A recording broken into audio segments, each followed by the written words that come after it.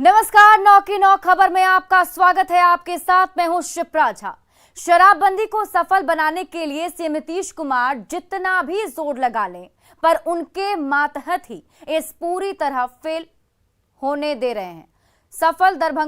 दरअसल दरभंगा के हायाघाट प्रखंड में चंदन पट्टी और पौराम पंचायत के पंचायत सचिव त्रिवेणी यादव के एक शराब पार्टी में शामिल होने का वीडियो तेजी से वायरल हो रहा है, जिसमें वो कुछ लोगों के साथ खुलेआम शराब पीते नजर आ रहे हैं। वायरल वीडियो में एक युवक का चेहरा साफ साफ दिख रहा है, साथ ही वहां बैठे लोगों की आवाज भी सुनी जा रही है। वो वीडियो हम आपके टीवी स्क्रीन पर आपको दिखा रहे हैं। देखिए, वीडियो में एक घर के दरवाजे पर पंचायत सचिव एक कुर्सी पर बैठे नजर आ रहे हैं। एक युवक लाइन से लगी 5 स्टील के ग्लास में बारी बारी से शराब की एक बोतल से शराब परोस रहा है। हालांकि न्यूज़ 18 वायरल वीडियो की पुष्टि नहीं करता। वहीं वायरल वीडियो को लेकर एसएसपी ने कहा कि जांच के आदेश दे दिए गए हैं, लेकिन कैमरे पर कुछ भी कहने से इनकार किया है।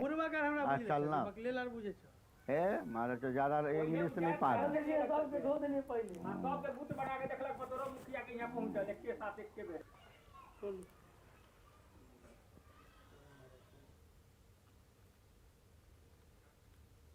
और इसी बीच पूर्णिया से एक बड़ी खबर आपको बता दें, यहां 4 पुलिसकर्मी को बर्खास्त किया गया है। इस वक्त की बड़ी खबर आपको पूर्णिया से बता रहे हैं, जहां 4 पुलिसकर्मियों को बर्खास्त किया गया, जिसमें पूर्व थाना अध्यक्ष मदन कुमार हैं।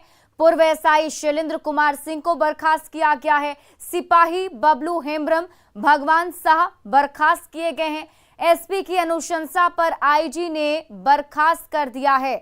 मरंगा के पूर्व थाना अध्यक्ष मदन कुमार को आय से अधिक संपत्ति के मामले में बर्खास्त किया गया, तो वहीं जानकी नगर थाना के पूर्व एसआई शैलेंद्र कुमार सिंह को शराब तस्कर से मिली भगत के आरोप में बर्खास्त किया गया है। साथ ही साथ ड्यूटी से गायब रहने के आरोप में दोनों ही सिपाही बबलू हेम्ब्रम और भगवान शाह को बर्खास्त किया गया है। और कैमूर से आपको बड़ी खबर बता दें, जहां खनन विभाग के 2 कर्मचारियों को घूस लेते रंगे हाथों पकड़ा गया है। निगरानी की टीम ने दोनों को 1 लाख रुपए घूस लेते गिरफ्तार किया। निगरानी की टीम ने बताया कि दोनों ने जब्त किए गए बालू लदे ट्रक को छोड़ने के बदले में 1 लाख रुपए की डिमांड की थी, जिसकी शिकायत मिलने पर यह कार्रवाई की गई है।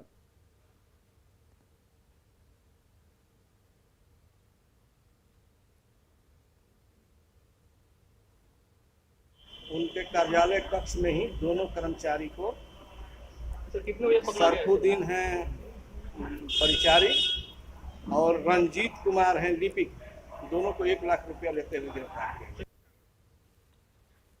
बीपीएससी प्रश्न पत्र लीक मामले में ईओयू ने राहुल कुमार को अब रिमांड पर लिया है। राहुल कुमार से 3 दिन तक आर्थिक अपराध की टीम पूछताछ करेगी। आपको बता दें कि बिहार लोक सेवा आयोग के प्रश्न पत्र लीक होने के मामले में पुलिस की आर्थिक अपराध शाखा ने अररिया जिले में तैनात राजस्व अधिकारी को शनिवार को गिरफ्तार किया था। पुलिस ने राहुल कुमार के खिलाफ मामला दर्ज किया था। पुलिस के अनुसार राहुल कुमार के संबंध प्रश्न पत्र लीक करने वाले मास्टरमाइंड से थे।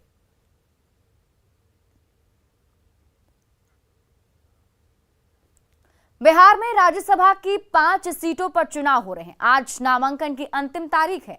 आज बीजेपी के दोनों ही प्रत्याशी सतीश चंद्र दुबे और शंभू चरण पटेल जो हैं नामांकन करेंगे। कल सत्ताधारी गठबंधन के तीनों उम्मीदवारों का नामांकन होना था, लेकिन डॉक्यूमेंट पूरे नहीं होने की वजह से बीजेपी के दोनों प्रत्याशियों का नामांकन नहीं हो सका।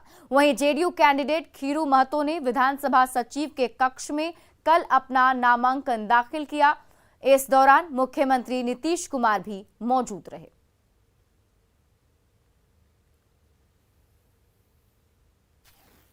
सभा चुनाव के लिए नॉमिनेशन का आज आखिरी दिन है। बीजेपी के दोनों उम्मीदवार आज ही नॉमिनेशन फाइल करेंगे। हालांकि कल भी एनडीए के तीनों उम्मीदवार यहां पर इकट्ठा हुए थे। तमाम जो एनडीए के नेता हैं वो भी यहां पहुंचे थे, लेकिन नॉमिनेशन सिर्फ जदयू के उम्मीदवार का ही हो सका था, क्योंकि बीजेपी के दोनों उम्मीदवार शंभू चरण पटेल और सतीश चंद्र दुबे उनका पेपर तैयार नहीं था, जिसके कारण उनका नॉमिनेशन आज फाइल किया जाएगा।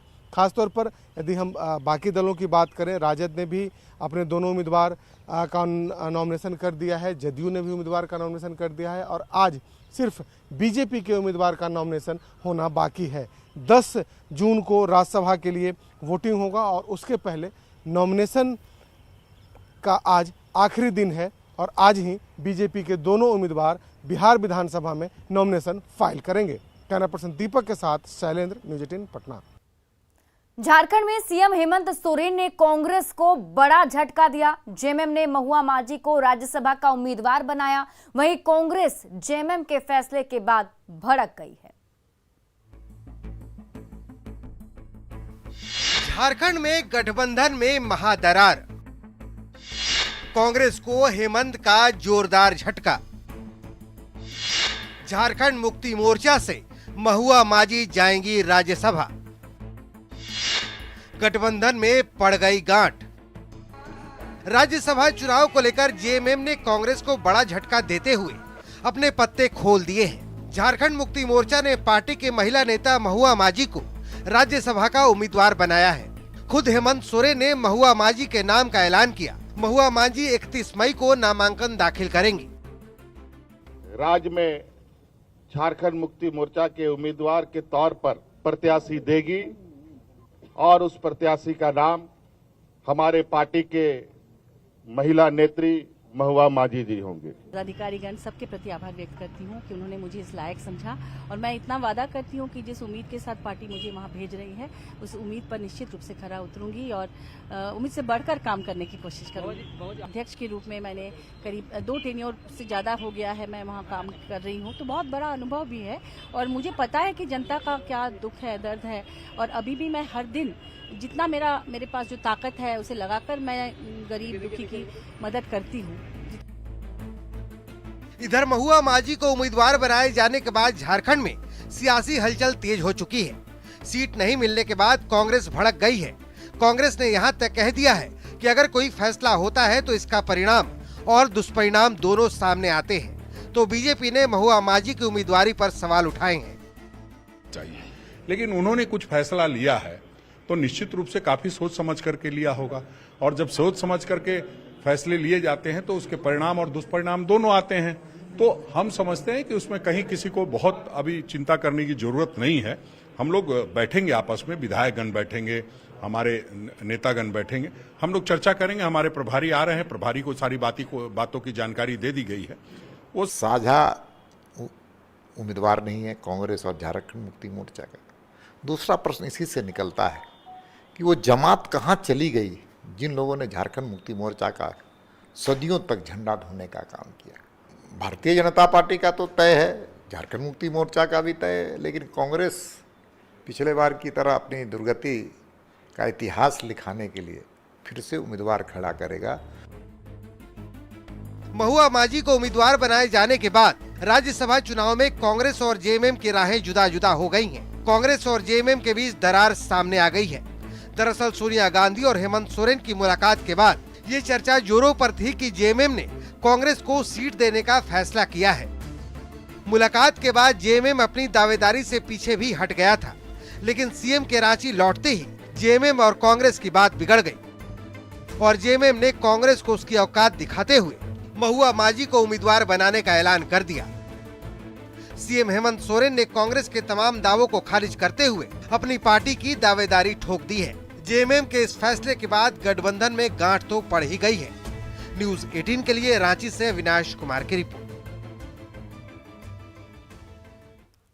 कटिहार में आज से 2 दिवसीय बीजेपी प्रदेश कार्य समिति की बैठक होने जा रही है, जिसमें प्रदेश में पार्टी की मजबूती को लेकर चर्चा की जाएगी। दरअसल 2 साल से कोरोना को लेकर प्रदेश कार्य समिति की बैठक नहीं हो पाई थी। आज की बैठक में बिहार से जुड़े 4 केंद्रीय मंत्री और उप मुख्यमंत्री, बिहार सरकार के मंत्री, सांसद और सभी विधायक, विधान पार्षद इसमें मौजूद होंगे। मौके से ज्यादा जानकारी दे रहे हैं हमारे सहयोगी सुब्रत। बिहार में भाजपा अब उपजाऊ भूमि सीमांचल के राजनीति में जो पैठ है उसे और मजबूत करने के लिए इस बार कार्य समिति का जो आयोजन है कटिहार में हो रहा है। क्या है इसकी रणनीति? सीमांचल में कई मुद्दों है, उसके लेकर भाजपा किस तरह से आक्रामक होंगे, आइए बात करते हैं दिलीप जी से। सर, कई मुद्दा है, सीमांचल का मुद्दा है जिसमें भाजपा कहीं ना कहीं पिछड़ता दिखता है, अल्पसंख्यक बहुल इलाका है, क्या होगा आगे की रणनीति, इसको लेकर क्या होगा? देखिए, माननीय नरेंद्र मोदी जी जो हमारे नेता हैं, उनका है सबका साथ, सबका विकास, सबका विश्वास, सबका प्रयास। सीमांचल की धरती शुरू से भारतीय जनता पार्टी के लिए उपजाऊ जमीन रही है और कोरोना काल के बाद, बहुत दिनों के बाद, करीब 2 वर्षों के बाद भारतीय जनता पार्टी के द्वारा पटना से बाहर, पहले तो वर्चुअल हुआ करता था बीच में, और पटना से बाहर इस तरह का कार्यक्रम का आयोजन किया जा रहा है। सर, एक सवाल, जो सीमांचल के इलाके में अक्सर अल्पसंख्यक वोट पर जो भाजपा का पकड़ होना चाहिए वो नहीं हो पाया, क्या लगता है आगे दिन में इसके लेकर कोई विशेष रणनीति है? देखिए, मैं अभी तुरंत पूर्णिया, अररिया, किशनगंज से एमएलसी का चुनाव जीता हूँ और पूरे देश में सबसे बड़ा क्षेत्र जो है एमएलसी स्थानीय निकाय का वही है, जहाँ पर कि करीब 10,000 जनप्रतिनिधि हैं और करीब 60% अल्पसंख्यक मुस्लिम समुदाय के वहाँ पर प्रतिनिधि हैं और मैंने 80% से ज़्यादा वोट लाया है। और मुझे जैसा मालूम है कि भारतीय जनता पार्टी के उम्मीदवार होने के बावजूद भी 98% अकलियत मुसलमान भाई ने मुझे वोट दिया है। तो निश्चित तौर पर भाजपा जो अल्पसंख्यक वोट के मामले में कहीं ना कहीं तंगहाली के शिकार होते हैं, इस कार्य समिति के माध्यम से उस वोट बैंक को भी अपने पक्ष में करने की एक बड़ी जुगत किया जा रहा है। सुब्रत, न्यूज़ 18, कटिहार। और मुंगेर में एक बार फिर हथियार फैक्ट्री का खुलासा हुआ है, जहां से पिस्टल और कारतूस बरामद किए गए। पुलिस ने कोतवाली थाना क्षेत्र के घसियार मोहल्ले में मोहम्मद गुड्डू के घर छापेमारी की, जहां हथियार बनाए जा रहे थे। वहां से बरदह गांव के 2 लोगों मोहम्मद सरफराज और मोहम्मद आलम कैफी को भी गिरफ्तार किया गया। मौके से हथियार बनाने के औजार भी बरामद किए गए हैं। पकड़े गए सभी लोगों का आपराधिक इतिहास खंगाला जा रहा है।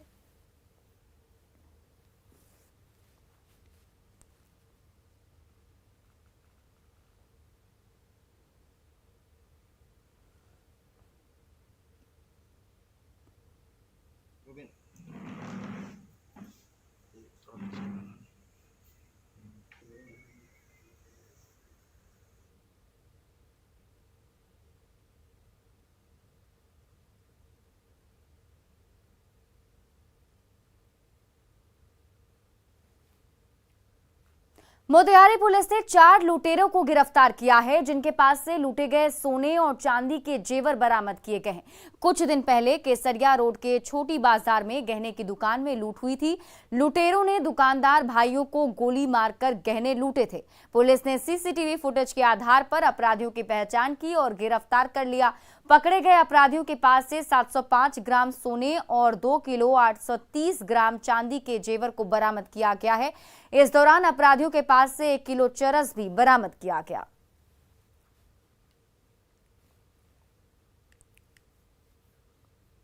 हाजीपुर में अतिक्रमण के खिलाफ प्रशासन का अभियान दूसरे दिन भी जारी रहा। प्रशासन ने सख्ती दिखाते हुए कई दुकानों को तोड़ दिया तो कई लोगों से जुर्माना भी वसूला गया। वहीं नगर परिषद प्रशासन ने बताया कि अभियान तब तक चलेगा जब तक शहर पूरी तरह से अतिक्रमण मुक्त नहीं हो जाता। आज अस्पताल रोड, गुदरी बाजार रोड, कचहरी रोड और गांधी चौक से अतिक्रमण हटाया गया है। अतिक्रमण अभियान है कि सड़कों पर इतना अतिक्रमण कर लिया गया है कि लोगों का आवागमन पूरी तरह से बाधित हो जा रहा है। गांधी चौक से शुरू होकर थाना चौक से फिर राजेंद्र चौक, गुदरी होते हुए और फिर राजेंद्र चौक से फिर गांधी चौक और अभी फिर हम। इधर नवादा में भी अतिक्रमण पर बुलडोजर चलाया गया। शहर के मेन रोड और विजय बाजार इलाके में दुकानदारों ने सड़क की जमीन पर अतिक्रमण कर रखा था, जिसे अब हटा दिया गया है। इस दौरान अतिक्रमणकारियों से जुर्माना भी वसूला गया। अधिकारियों ने बताया कि यह अभियान लगातार जारी रहेगा। गोपालगंज में एक छात्र की संदिग्ध स्थिति में मौत हो गई, जिसका नाम निर्भय कुशवाहा है। पॉलिटेक्निक के छात्र निर्भय का शव एक प्राइवेट हॉस्टल में फंदे से लटका हुआ मिला। मृतक के परिजनों का कहना है कि कॉलेज के सीनियर उसे प्रताड़ित कर रहे थे और निर्भय की हत्या की गई है। वहीं पुलिस ने प्रेम प्रसंग में आत्महत्या का शक जताया है।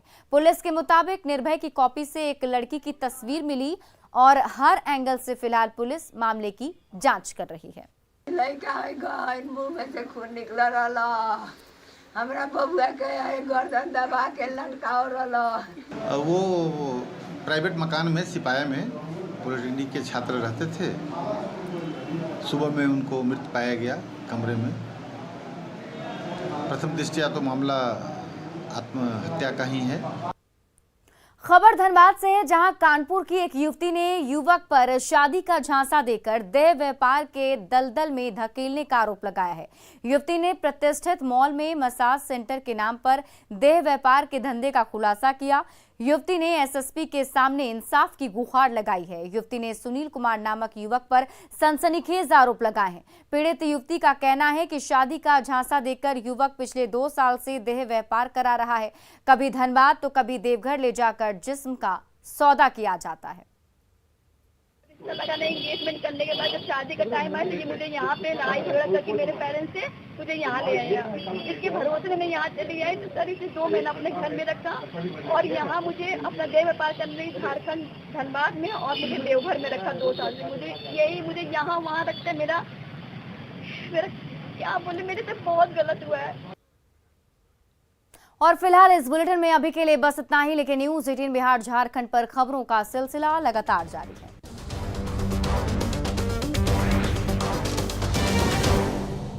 आइसन, गर्मी को करो हवा